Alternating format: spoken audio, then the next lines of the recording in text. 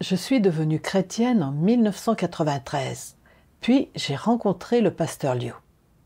En apparence, elle était gentille et avait le sens de l'humour.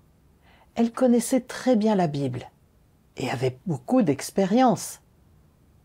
En outre, elle allait fréquemment étudier à divers endroits et prêchait dans de nombreuses églises. Elle était également aimante et aidait toujours les croyants avec patience, quelles que soient les difficultés qu'ils rencontraient. La plupart des croyants l'estimaient. Moi aussi, je l'admirais et je la respectais vraiment. Je me disais qu'elle croyait véritablement au Seigneur. Elle aussi m'estimait vraiment, et elle a arrangé pour moi que je sois responsable de la chorale. Quand elle partait étudier ailleurs, elle me laissait aux commandes de l'église. En mars 1999, l'un de mes parents éloignés, accompagné de 2 frères, est venu me prêcher l'évangile de Dieu des derniers jours. Ils m'ont demandé d'amener quelques frères et sœurs croyant sincèrement au Seigneur, pour écouter ce prêche avec eux. La première personne à laquelle j'ai pensé était le pasteur Liu. Alors je lui ai demandé de venir écouter. Contre toute attente, elle a dit que dans les derniers jours, de faux Christ apparaîtraient pour induire les gens en erreur. Elle m'a demandé de ne pas les écouter et de chasser les 2 frères. J'ai vu que ces 2 frères étaient dignes et respectables et qu'ils échangeaient conformément à la Bible. Donc, je n'ai pas écouté le pasteur Liu. Sans le lui dire, j'ai même amené quelques collaborateurs pour qu'ils entendent la prédication des 2 frères. Ces 2 frères ont échangé avec nous sur la cause profonde de la désolation de l'Église, les 3 étapes de l'œuvre de Dieu, la façon de distinguer le vrai Christ des faux Christ et la façon dont, dans les derniers jours, Dieu accomplissait son œuvre de jugement pour purifier les gens. Plus nous avons écouté, plus nous avons voulu en entendre davantage. Notre esprit s'est senti particulièrement nourri.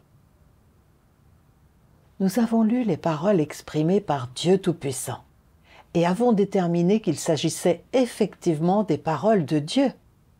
Ces paroles avaient autorité et puissance, et elles étaient la voix de Dieu. Aucune personne n'aurait pu les prononcer. En investiguant, nous avons acquis la certitude que Dieu Tout-Puissant était le Seigneur Jésus revenu. Nous avons tous été très enthousiastes. Nous n'aurions jamais cru que le Seigneur Jésus, que nous avions attendu pendant tant d'années, était réellement revenu. Nous étions vraiment tellement bénis.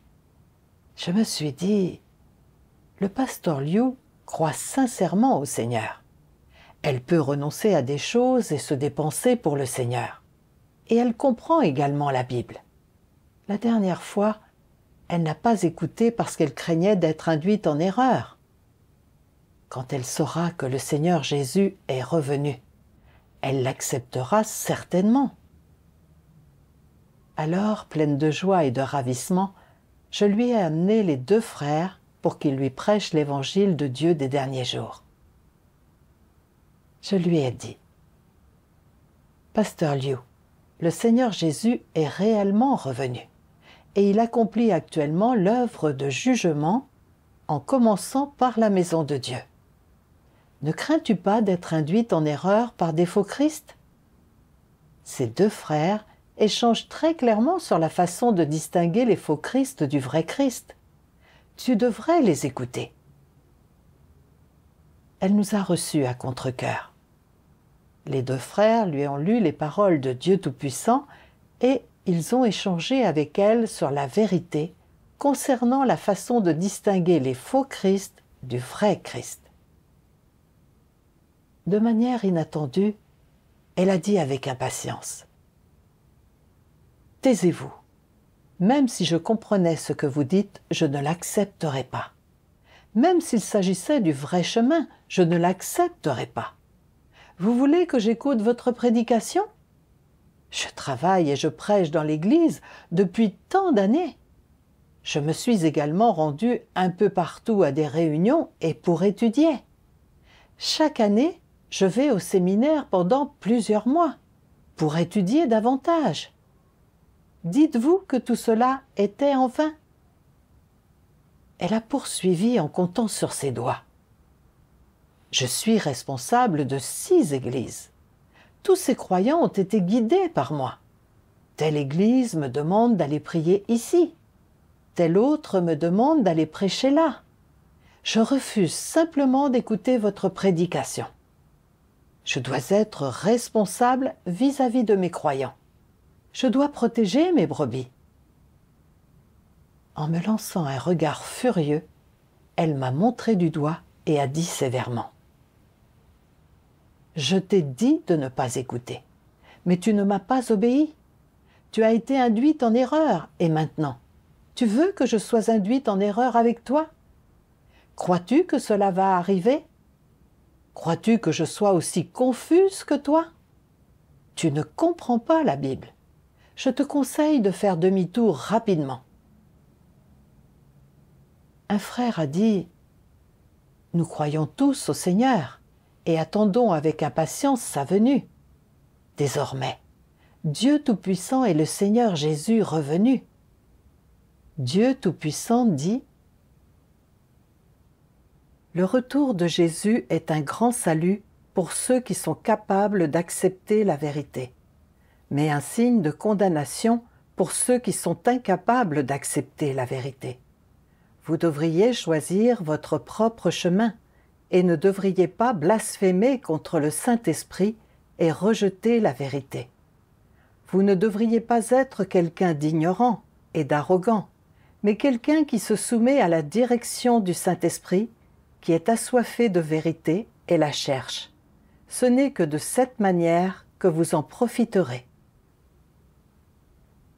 En entendant cela, le pasteur Liu est devenue furieuse. Elle a montré du doigt les 2 frères et a dit d'un air méchant: « Taisez-vous, sortez maintenant. Si je vous prends à nouveau à prêcher l'Évangile dans la zone qui est sous ma responsabilité, je vous enverrai au bureau de la sécurité publique immédiatement. » En disant cela, le pasteur Liu m'a choqué. Habituellement, quand elle interprétait la Bible, son ton était très aimable. J'avais cru qu'en lui disant aujourd'hui que le Seigneur était de retour, elle aurait été ravie de l'accepter.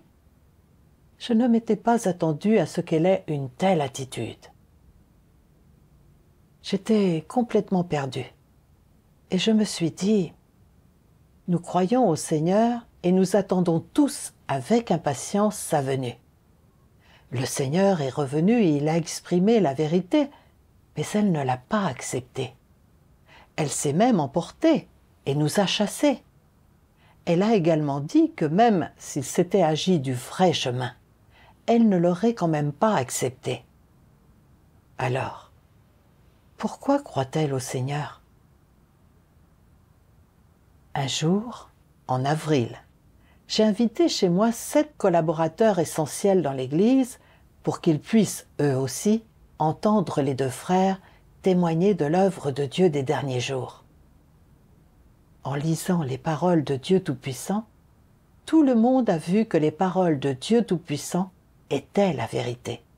Et tous ont acquis la certitude que Dieu Tout-Puissant était le Seigneur Jésus-Christ revenu.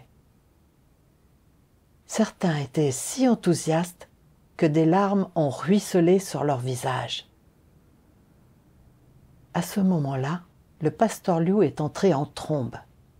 Voyant que les collaborateurs essentiels étaient là, elle nous a montré du doigt et a dit avec colère: « Pas étonnant qu'il n'y ait personne à la réunion de l'Église. Vous êtes tous ici. » Puis elle a commencé à blasphémer contre Dieu. J'étais très en colère. Et j'ai dit: « Tu ne devrais pas parler de ce que tu ne comprends pas. Le péché de blasphème contre le Saint-Esprit ne sera jamais pardonné dans cette vie ou dans le monde à venir. Ne crains-tu pas d'offenser Dieu? » En m'entendant dire cela, elle est devenue encore plus furieuse. En me montrant du doigt, elle a déclaré : « Je t'ai dit de ne pas écouter leurs prédications. Mais tu ne m'as pas obéi. Tu as même amené de nombreux collaborateurs pour qu'eux aussi les écoutent. Je te cultive depuis plusieurs années. J'ai discuté de tout avec toi. Maintenant, tu m'as vraiment trahi. Et tu as même introduit des étrangers dans notre Église pour qu'ils prêchent. Je t'ai cultivé en vain. » J'ai répondu : « Nous croyons au Seigneur et nous attendons tous sa venue. Maintenant, le Seigneur est revenu et il a exprimé tant de vérité. Pourquoi ne laisses-tu pas les frères et sœurs écouter ?» Les collaborateurs ont tous dit : « Oui, pasteur Liu, il s'agit là du vrai chemin. Dieu Tout-Puissant et le Seigneur Jésus revenu. » Le pasteur Liu les a montrés du doigt et a dit : « Si vous voulez entendre un sermon, je vais vous en prêcher un. Vous êtes tous des collaborateurs. Vous êtes l'épine dorsale de l'Église. Je vous ai soutenu et cultivé pendant des années. Or, voilà que vous êtes accourus jusqu'ici pour écouter ce sermon.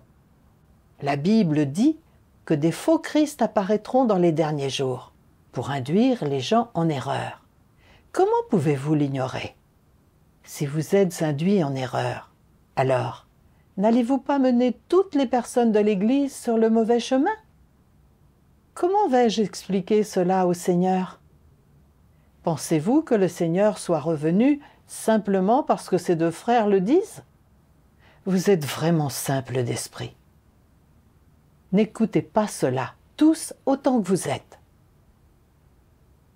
3 des collaborateurs présents ont été perturbés par le pasteur Liu et n'ont pas osé continuer à écouter. Je savais que le pasteur Liu avait tort de dire cela.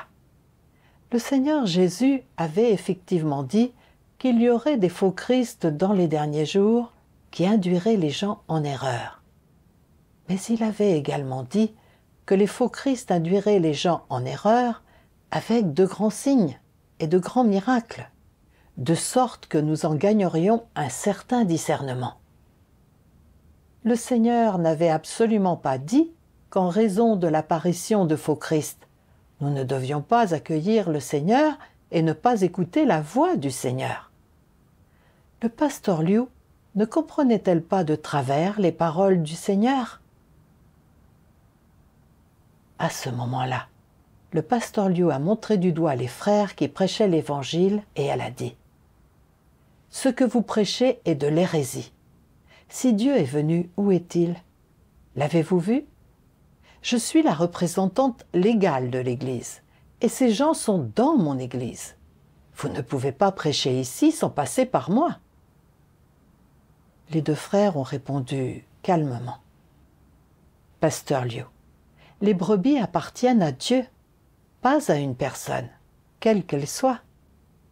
Le Seigneur Jésus a dit : « Mes brebis entendent ma voix, je les connais et elles me suivent. » Le Seigneur est revenu pour exprimer la vérité et pour trouver ses brebis. Vous ne pouvez pas empêcher les gens d'écouter les paroles de Dieu. Ce n'est pas conforme aux intentions de Dieu. Sur un ton autoritaire, le pasteur Liu a dit : « Si je ne vous autorise pas à prêcher ici, vous ne pouvez tout simplement pas le faire. Si vous continuez à prêcher, je vous enverrai au commissariat immédiatement. » Quand j'ai vu à quel point le pasteur Liu était méchante, cela m'a rappelé la parabole des métayers malfaisants dont le Seigneur Jésus a parlé dans la Bible. Quand le propriétaire terrien avait envoyé ses serviteurs et son fils récolter les fruits, les métayers les avaient tous tués, et ils avaient voulu prendre possession des biens du propriétaire terrien. L'approche du pasteur Liu n'était-elle pas la même que celle de ces métayers? C'était une bonne chose que les deux frères prêchent l'évangile de la venue du Seigneur. Ils prêchaient un événement joyeux, une bonne nouvelle. Or, le pasteur Liu était capable de traiter de cette façon ceux qui prêchent l'Évangile, et même de menacer d'appeler la police pour les envoyer au commissariat, de les remettre aux démons pour qu'on leur fasse du mal. Cela montrait qu'elle était réellement une servante malfaisante. J'avais gagné un certain discernement du pasteur Liu, et j'ai dit « Pasteur Liu, nous sommes tous des croyants en Dieu. Comment pourrais-tu envoyer ces frères au commissariat? Cela ne revient-il pas à être un Judas? J'imagine que tu es parfaitement consciente de la fin qu'a connue Judas, n'est-ce pas? » Quand Liu m'a entendu dire cela, elle n'a rien rajouté. J'ai poursuivi en disant « Pasteur Liu, je comprends ce que tu ressens, mais ne croyons-nous pas au Seigneur dans l'attente de sa venue?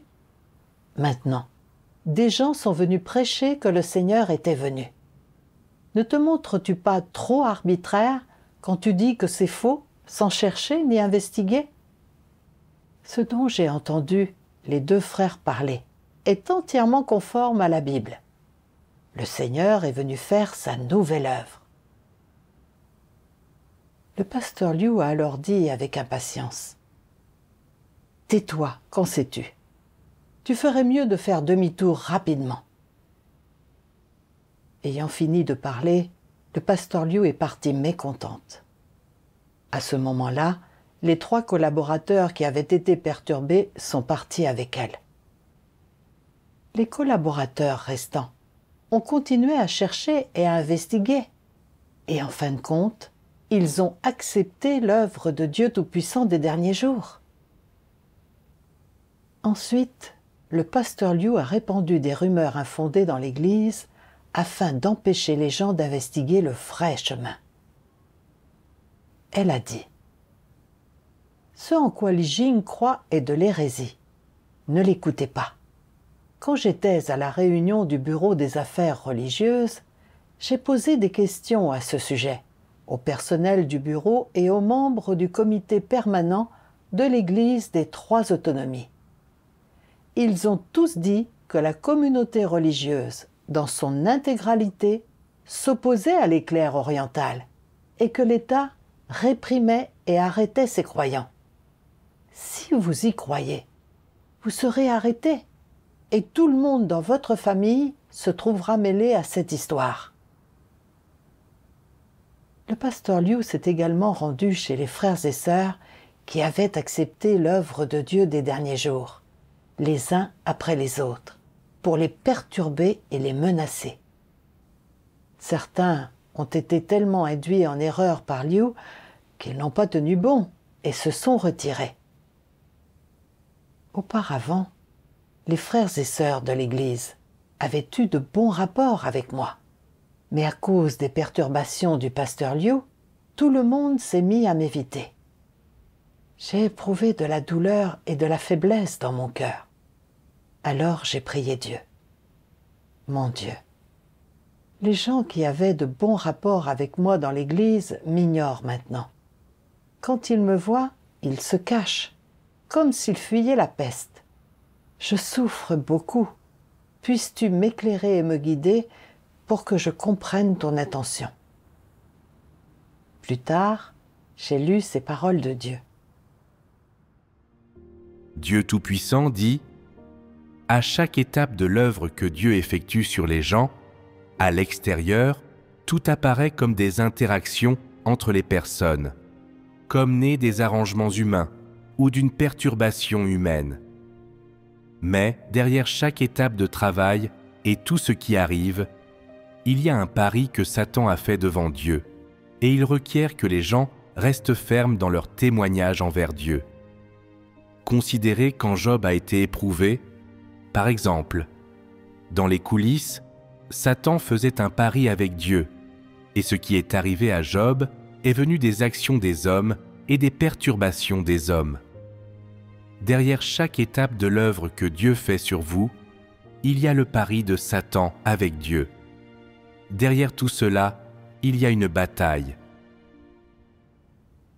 C'est seulement après avoir lu ces paroles de Dieu que j'ai compris que l'environnement qui s'abattait sur moi aujourd'hui était une bataille spirituelle. En apparence, les gens nous empêchaient d'accepter l'œuvre de Dieu Tout-Puissant. Mais en réalité, Satan utilisait ces gens pour empêcher notre retour à Dieu. Dieu est venu œuvrer pour le salut des gens et Satan vient perturber et détruire cela.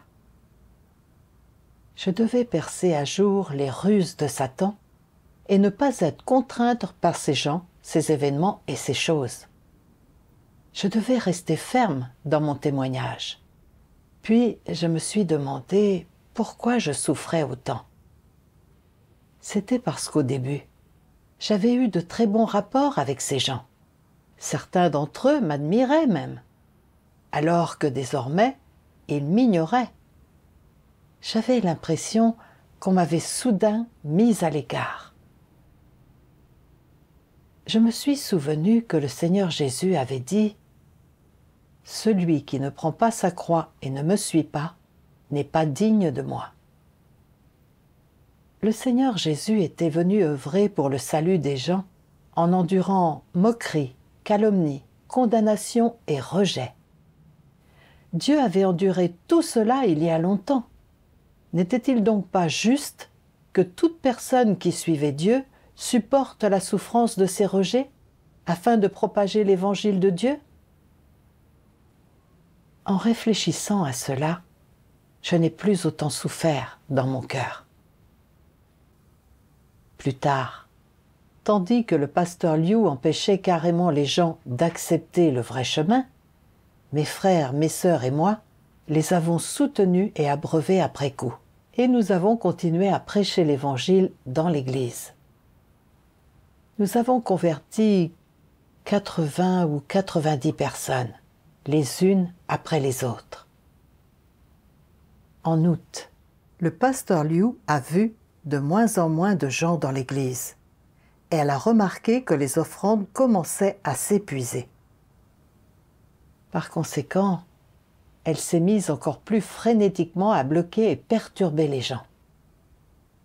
Un jour, Liu est venue chez moi et elle m'a dit avec un sourire « Récemment, notre relation est devenue un peu gênante.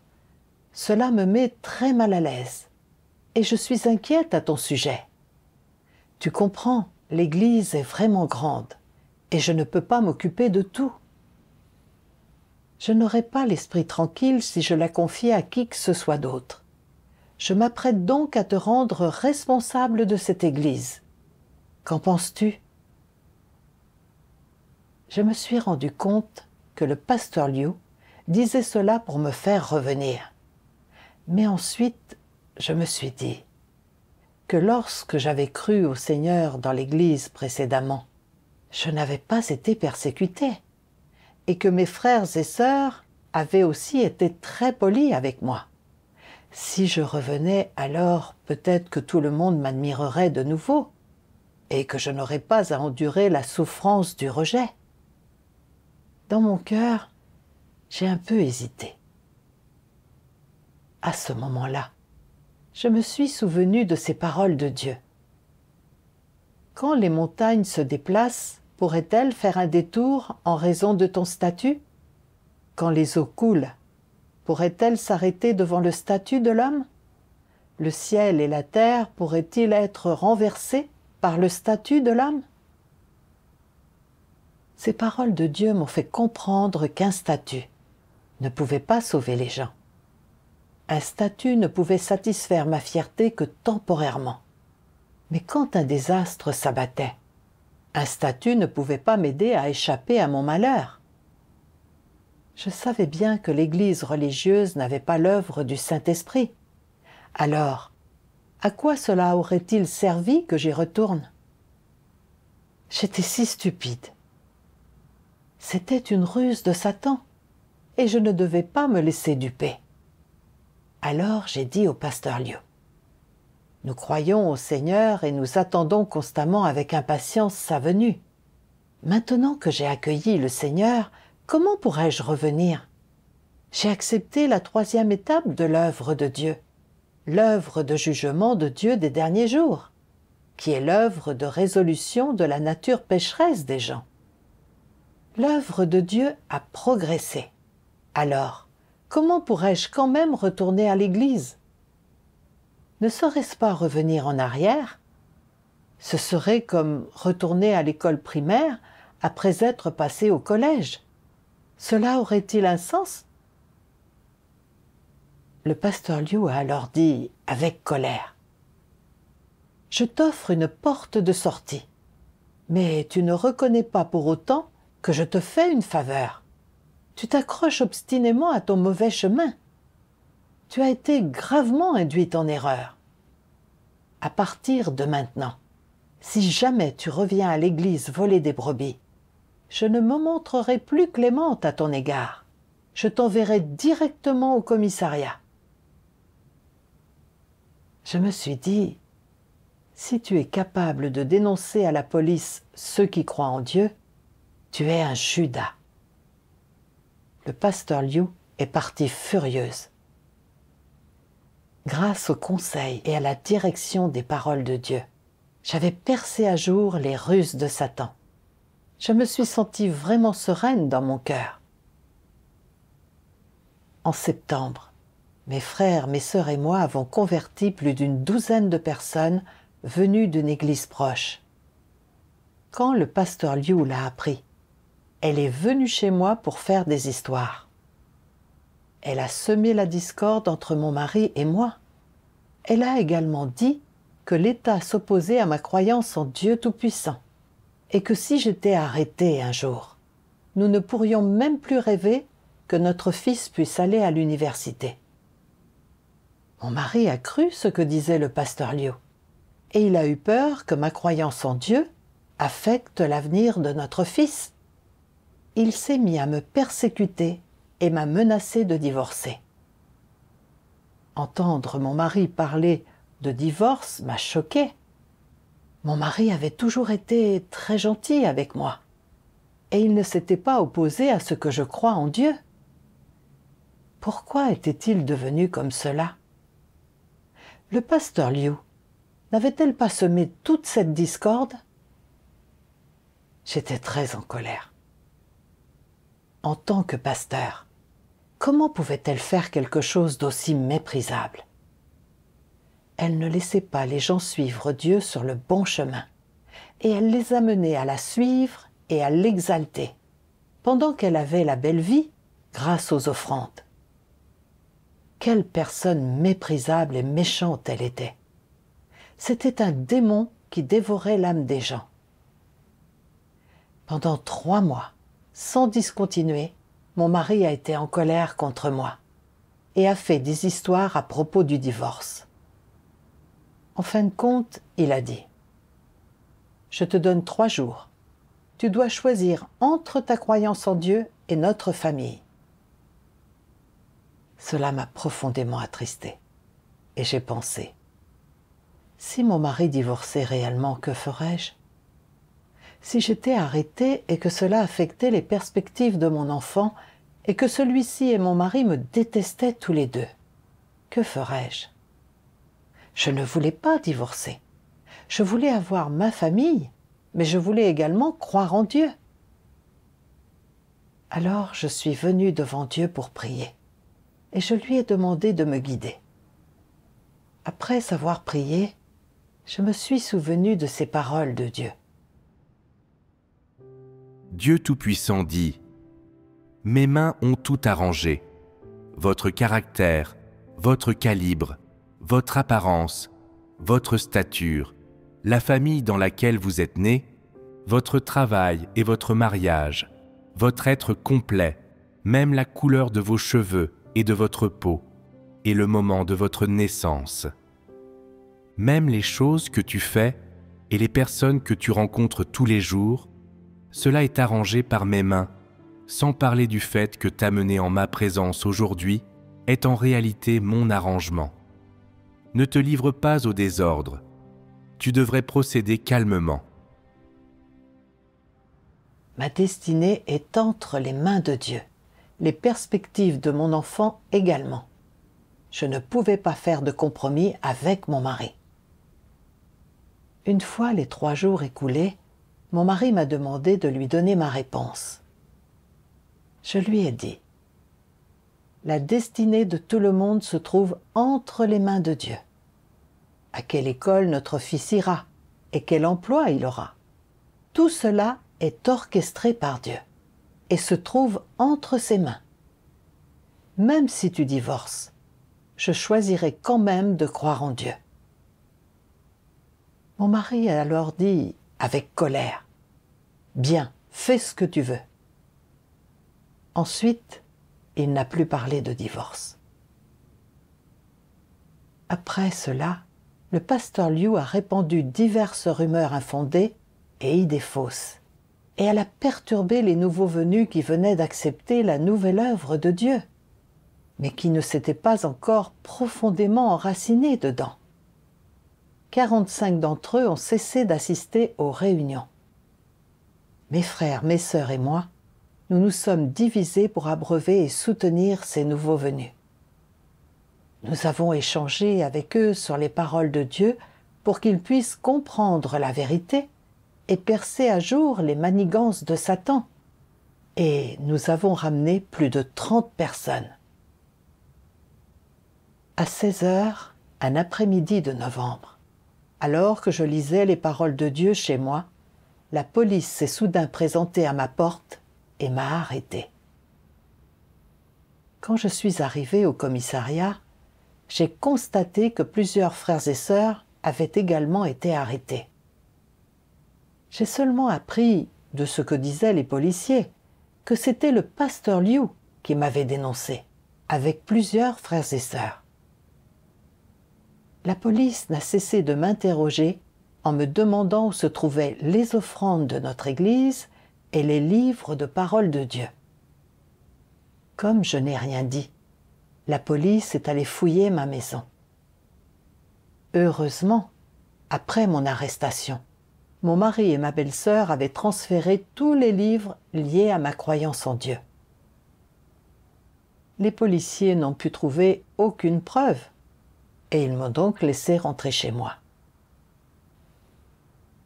J'ai vu que le pasteur Liu s'était entendu avec les autorités pour que les policiers nous arrêtent.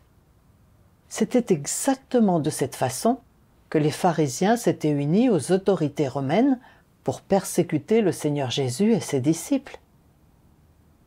Je me suis alors souvenu de ces paroles de Dieu Tout-Puissant.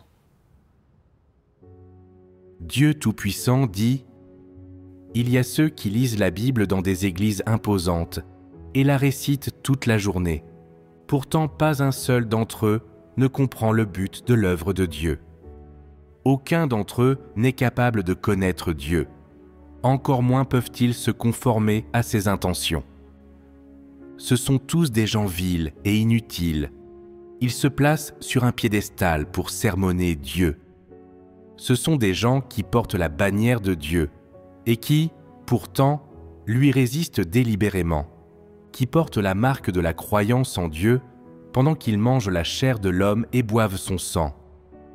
Tous ces gens sont des démons malfaisants qui dévorent l'âme de l'homme, des chefs démons qui perturbent intentionnellement l'entrée des gens sur le chemin correct, et des pierres d'achoppement qui empêchent les gens de chercher Dieu. Ils peuvent paraître de bonne constitution, mais comment ceux qui les suivent sauront-ils qu'ils ne sont nul autre que des antéchrists qui mènent l'homme à résister à Dieu? Comment ceux qui les suivent sauront-ils qu'ils sont des démons vivants voués à dévorer des âmes humaines? Ce n'est qu'alors que j'ai compris le véritable sens de ces paroles de Dieu. Dieu exposait les pasteurs et les anciens qui montent en chair chaque jour et interprètent la Bible, mais qui empêchent les gens d'investiguer le vrai chemin. Ils sont pieux et aimants en apparence, mais en réalité, ce sont tous des hypocrites. Ils s'appuient sur leur interprétation de la Bible pour préserver leur statut et leur gagne-pain. Quand ils entendent des gens témoigner que le Seigneur est revenu, non seulement ils ne cherchent pas et n'investiguent pas, mais ils résistent et condamnent cela. Sous couvert de protéger leurs ouailles, ils empêchent les croyants d'investiguer le vrai chemin. Ils n'entrent pas eux-mêmes dans le royaume des cieux. Et ils empêchent aussi les croyants d'y entrer, amenant les gens à résister à Dieu et à descendre en enfer avec eux. J'ai repensé à tout ce qu'avait fait le pasteur Liu. Elle interprétait les paroles de la Bible chaque jour, mais ne comprenait pas le véritable sens des paroles du Seigneur. Elle se servait simplement de son interprétation des paroles de la Bible pour induire les gens en erreur et les empêcher d'écouter la voix de Dieu. Concernant la question de la venue du Seigneur, le Seigneur Jésus demandait aux gens d'être des vierges sages et de s'attacher à écouter la voix de Dieu. Mais le pasteur Liu empêchait les croyants d'investiguer le vrai chemin. Elle faisait clairement cela pour son propre statut et son gagne-pain. Mais elle affirmait quand même que c'était pour protéger ses frères et sœurs. Quand elle avait vu qu'elle n'atteignait pas son objectif, que de plus en plus de frères et sœurs acceptaient l'œuvre de Dieu des derniers jours et que les offrandes faites à l'Église ne cessaient de diminuer, elle avait utilisé des rumeurs infondées pour intimider les croyants et diffuser des hérésies et des idées fausses pour induire les croyants en erreur, en essayant de conserver à jamais son emprise sur eux.